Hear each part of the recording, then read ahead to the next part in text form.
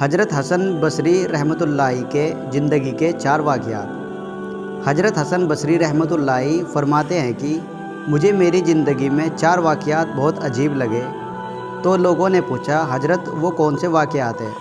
آپ نے فرمایا پہلا واقعہ، ایک نوجوان کے ہاتھ میں چراغ تھا تو میں نے نوجوان سے سوال کیا کہ یہ روشنی کہاں سے آئی؟ تو جیسے ہی میں نے یہ پوچھا کہ یہ روشنی کہاں سے آئی تو اس نوجوان نے فوراً پھونک مار کر چراغ بجھا دیا اور کہنے لگا حضرت جہاں چلی گئی وہیں سے آئی تھی۔ دوسرا واقعہ، ایک بار 10-12 سال کی ایک لڑکی آ رہی تھی، اس کی بات نے مجھے حیران کر دیا۔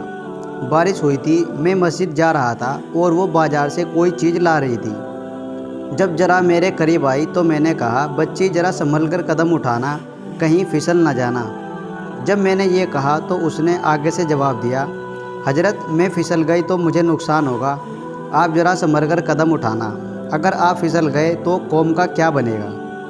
کہنے لگے اس لڑکی کی بات مجھے آج تک یاد ہے۔ اس لڑکی نے کہا تھا کہ آپ سنبھل کر قدم اٹھانا، اگر آپ پھسل گئے تو قوم کا کیا بنے گا؟ تیسرا واقعہ، ایک بار میں نے ایک ہجڑے کو دیکھا، جب اسے پتہ چل گیا کہ میں نے اسے پہچان لیا ہے تو مجھ سے وہ کہنے لگا کہ میرا راز نہ کھولنا، اللہ تعالیٰ قیامت کے دن تمہارے رازوں پر پردہ ڈالیں گے۔ چوتھا واقعہ، ایک آدمی نماز پڑھ رہا تھا، اس کے سامنے سے ایک عورت روتی ہوئی کھلے چہرے کھلے سر کے ساتھ اس کے آگے سے گزری۔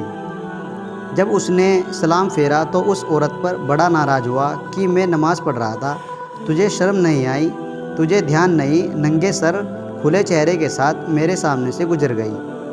عورت نے پہلے تو معافی مانگی اور پھر معافی مانگ کر کہنے لگی دیکھو میرے میاں نے مجھے طلاق دے دی ہے اور میں اس وقت غمزدہ تھی، مجھے پتہ نہ چلا کہ آپ نماز پڑھ رہے ہیں یا نہیں، میں اس حالت میں آپ کے سامنے سے گزر گئی، مگر میں حیران اس بات پر ہوں کہ تم اللہ کی محبت میں کیسے گرفتار ہو کہ کھڑے ہو پروردگار کے سامنے اور دیکھ میرا چہرہ رہے ہو۔ حضرت حسن بصری رحمۃ اللہ فرماتے ہیں کہ اس عورت کی یہ بات مجھے آج تک یاد ہے، اور اس سے ہمیں یہ سبق ملتا ہے واقعی ہماری نماز کا یہی حال ہے۔ نیچے کی منزل پر اگر نماز پڑھ رہے ہو اور اوپر کی منزل میں کوئی ہمارا نام لے دے تو ہمیں نماز میں پتہ چل جاتا ہے کہ ہمارا نام پکارا گیا ہے۔ ہماری نماز کی توجہ کا یہ حال ہے۔ اللہ تعالیٰ کہنے سننے سے زیادہ عمل کرنے کی توفیق عطا فرمائے۔